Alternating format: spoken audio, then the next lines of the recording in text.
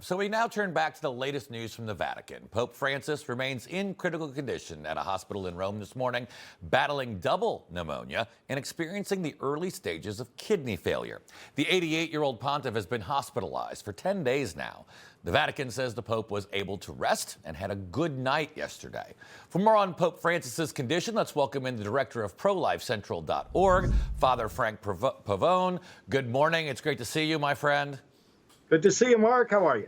I'm doing well. So let's start with just your initial reaction to what we're hearing coming out of Rome and the Vatican about the Pope's health.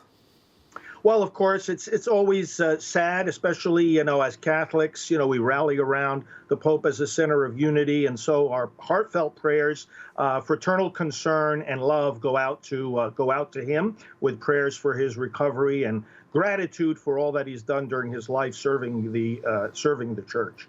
So what struck me was this morning was the first time in recent days the Vatican didn't say the Pope ate breakfast, he's up, they said he's resting. They really aren't known for transparency, so should we read into that? Yeah, I worked at the Vatican for a little while, and it has its own language. It really does. It has its own way of communicating. And you're right. Very often it is much less transparent, certainly than we're used to in our communications here in the States. So, not necessarily reading into it, but I would think that it's certainly reasonable to expect further updates that might not be getting to us in real time.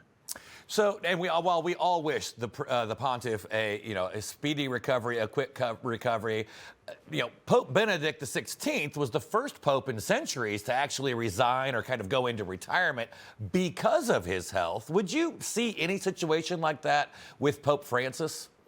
Oh, very much so. I think he's very open to doing that himself. In fact, my understanding, and I don't have any inside information on this, but I believe that he wrote a letter already that the Vatican officials have indicating that should he be incapable of making decisions or carrying out his duties, that effectively it was a letter of resignation that would go into effect at the proper time. Mark, this is a funny thing about the Catholic Church, the way it's structured. We don't have provision in church law for a situation where a pope is incapacitated and cannot speak for himself. And because if that happens, all the acts of governance are frozen.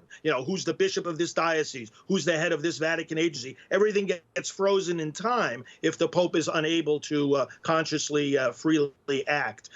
So that's an important question that you're raising, and I'm sure the folks at the Vatican are trying to figure that out right now.